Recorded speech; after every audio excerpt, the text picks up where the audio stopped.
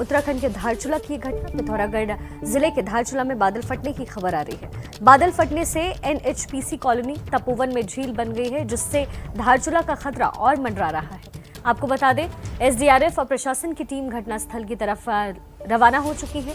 धारचूला में ही 8 से 10 लोगों के लापता होने की इस वक्त खबर मिल रही है और कुछ घरों को भी नुकसान पहुंचा है।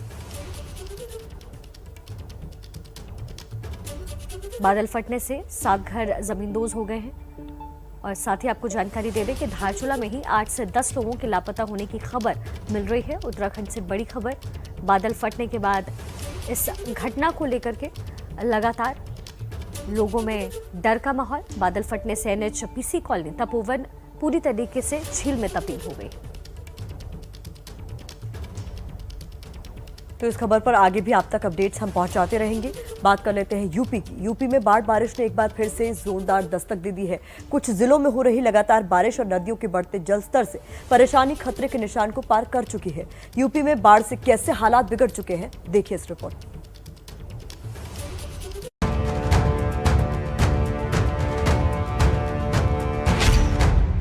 अगस्त में फिर बाढ़ का आतंक, जिंदगी पर पानी का अतिक्रमण, सैलाब में समा गई सड़कें, बढ़ते जल स्तर ने बढ़ाई चिंता।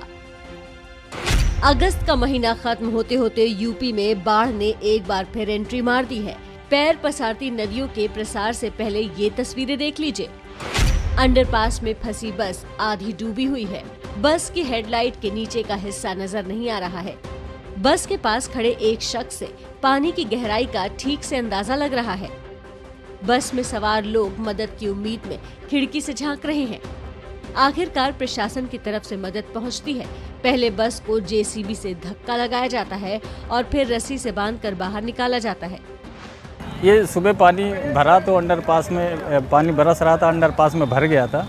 हम लोग दोनों तरफ खड़े हुए थे, लोग बराबर बता रहे थे गाड़ी ना ले जाओ, लेकिन ये बात नहीं माने और कह रहे थे निकल जाएगी। फिर गाड़ी उस पर फंस गई। फिर हम लोगों ने पूरी नगर पालिका की टीम, सफाई नायक मुस्तहसन के साथ में नगर पालिका की टीम बुला के और जेसीबी मशीन से बुला के नीचे बाहर निकलवाया। बस की तरह ही एक बोलेरो कार सवार को भी पानी की गहराई का अंदाजा नहीं लगा। प्रशासन ने बोलेरो को भी जेसीबी की मदद से बाहर निकाला। तस्वीरें यूपी के इटावा जिले की हैं, जहां लगातार बारिश से सिविल लाइंस इलाके में 2 बस और 1 बोलेरो अंडरपास में फंस गई, जिसे करीब 1 घंटे की मशक्कत के बाद बाहर निकाला जा सका।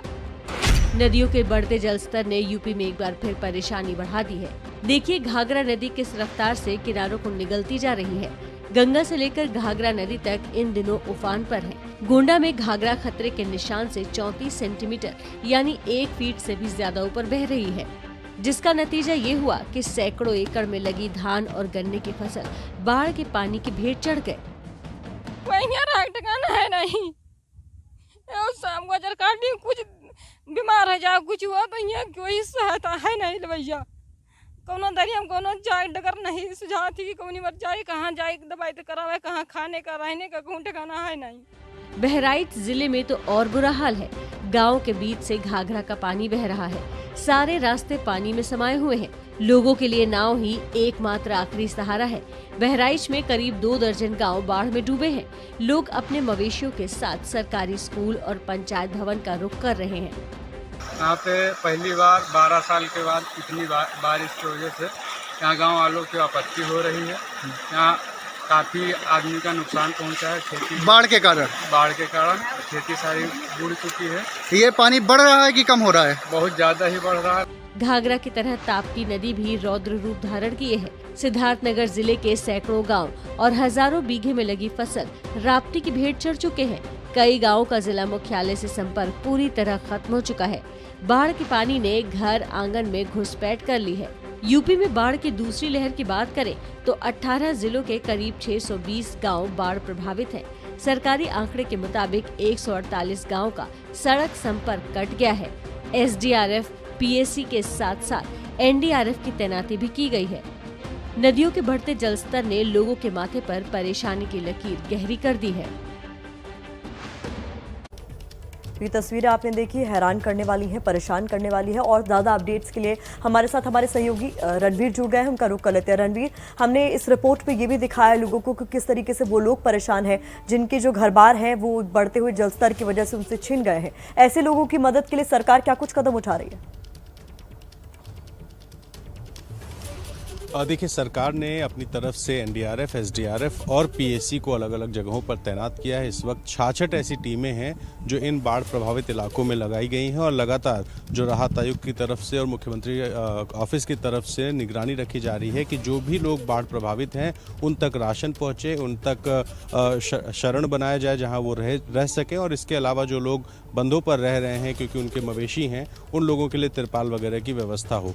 अगर बात करें बाढ़ की स्थिति की तो यूपी में 18 ऐसे ज़िले हैं जो बाढ़ प्रभावित हैं और 625 गांव, और इन 625 गांवों में करीब 150 गांव ऐसे हैं जिनका सड़क संपर्क टूटा है। ऐसे में ऐसे गांवों में नाव के इंतज़ाम कैसे हों, मेडिकल टीम के इंतज़ाम कैसे हों, ये सारी व्यवस्था सरकार देख रही है। और लगातार जिस तरीके से प्रदेश में बारिश लगातार हो रही है और इस वक्त अगर गोरखपुर, बलिया, देवरिया, कुशीनगर, महाराजगंज, सिद्धार्थनगर, ये सारे जो ज़िले पूर्वांचल के आते हैं, इन ज़िलों में बाढ़ आई है, यानी कि इसका सीधा असर नेपाल के पानी से भी होता है और जो इस इलाके में बारिश हो रही है वो भी हो रहा है।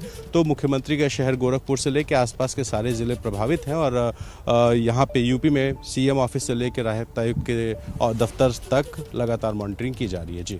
जी रणवीर, बहुत शुक्रिया इस जानकारी के लिए। लगातार अपनी नजर बनाकर रखिए। और देखिए, बिहार का हाल भी कुछ इससे जुदा नहीं है। जून जुलाई में बाढ़ की तबाही झेलने वाले बिहार में भी सैलाब का सीजन 2 शुरू हो चुका है। बिहार से जो तस्वीरें सामने आ रही हैं उससे साफ है कि लोगों की इस बेबसी के लिए सिर्फ प्रकृति जिम्मेदार नहीं है। जहां तक नजर जा रही है सिर्फ पानी ही पानी नजर आ रहा है। खेत खलिहान सब पानी में समाये हुए नजर आ रहे हैं। नदी के ओर छोर का पता लग पाना मुश्किल है। साल में चौथी बार पानी का तांडव झेल रहे पूर्वी चंपारण जिले में आजकल चारों तरफ कुछ ऐसा ही मंजर नजर आ रहा है। सड़कें पानी में डूबी हुई हैं, फसलें बाढ़ के पानी में डुबकी लगा रही हैं। खेत में खड़े शख्स को देखिए, खेतों में कमर से ज्यादा पानी भर चुका है।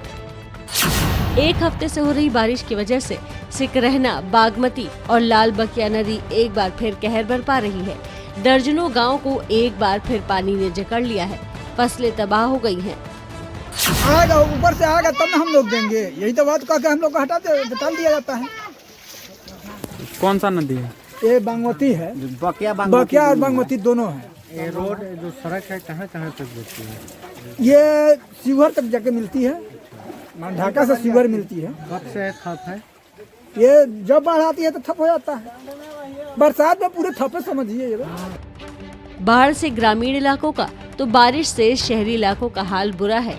सड़क पर तैरती नजर आ रही पहियों की ये तस्वीरें मुजफ्फरपुर के बेला इंडस्ट्रियल एरिया की हैं। बारिश के बाद जल भराव की वजह से यहाँ कामकाज ठप होने की कगार पर पहुँच चुका है। इंडस्ट्रियल एरिया में 2 से 3 फीट पानी भरा हुआ है। कई फैक्ट्रियों की मशीनों में पानी घुस चुका है। क्षेत्र जो है वन में लगभग 2.5 फीट अभी पानी है। मेरे कार्यालय और मॉल के बीच में लगभग 2.5-3 फीट पानी है।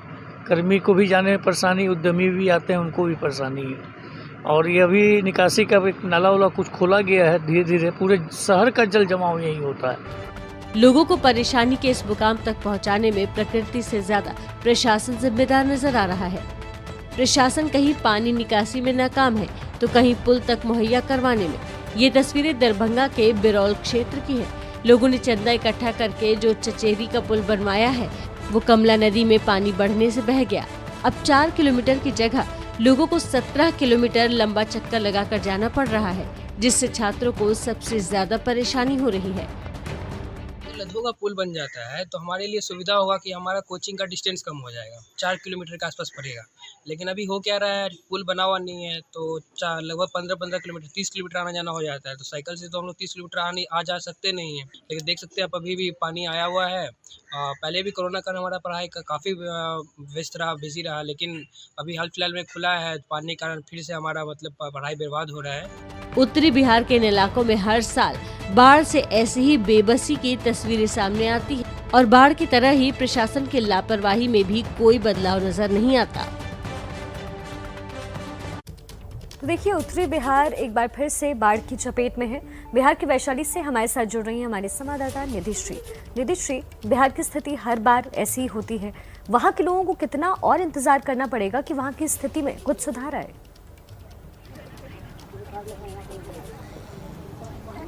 देखिए, आप जो अभी कह रहे थे ना कि बिहार में बाढ़ का सीजन 2 शुरू हुआ है, ऐसा नहीं है शिखा। बिहार में बाढ़ का इस साल सीजन 4 शुरू है, क्योंकि मैं चौथी बार निकली हूँ और मैंने वही परेशानियां देखी हैं जब जून के महीने में अलग अलग जिलों में लोगों के हालात थे।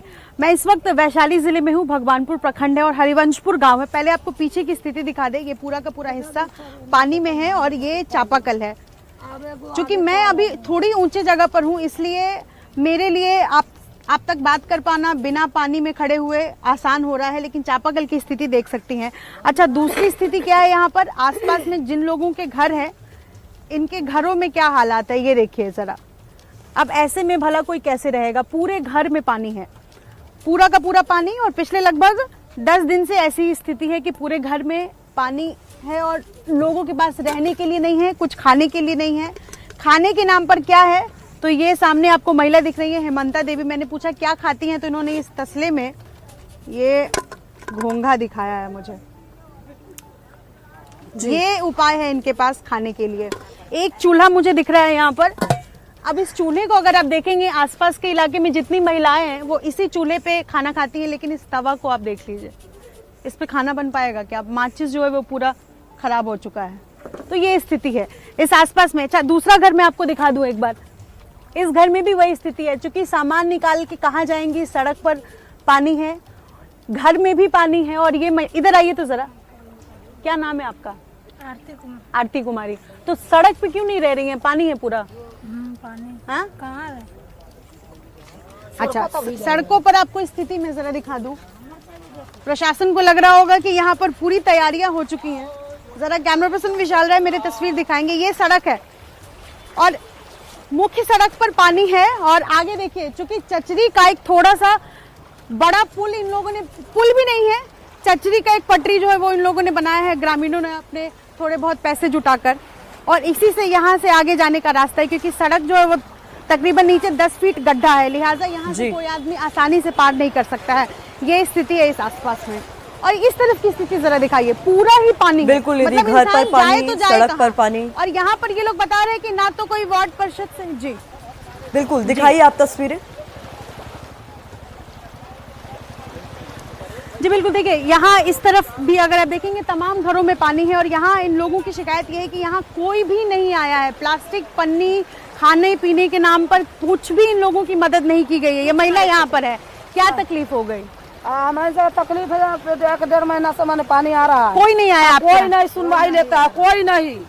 आप पानी में फूल रहे हैं, यहाँ से उजाड़ पुजाड़ के गया हुआ, वहाँ दूसरा के घर में बस रहे हैं। अब वो कोई उपाय नहीं है, क्या खाए, क्या रहे, कहाँ रहे? पानी घुस गया, पन्नी लाए हो 300-400 के, उस पर रखने के लिए वो फट गया, चुआ कर दिया। अब कुछ है ना करे। तो आप लोग स्कूल में क्यों नहीं चली जाती? कहाँ स्कूल दिया? इधर रोड टूटा हुआ है, इधर जाने में न बनते हैं, इधर पूरा पानी में हिला हुआ है, स्कूलों में हिला हुआ है। इस इलाके में देखिए बया नदी बहती है और बया नदी में इन दिनों चूंकि उफान पानी का इतना ज्यादा है कि न सिर्फ वैशाली बल्कि आसपास में मुजफ्फरपुर जिला है और थोड़ा सा और अगर आगे बढ़ूंगी तो दरभंगा है। तो इस पूरे इलाके में एक बार फिर से पानी आ गया और स्थिति जो है बिल्कुल तस्वीरें साफ तौर पर बता रही है निधि कि वहाँ के लोगों का हाल क्या है। लोग बयां भी कर रहे हैं। तो जिस बिहार में बहार होनी थी वहाँ केवल बाढ़ है।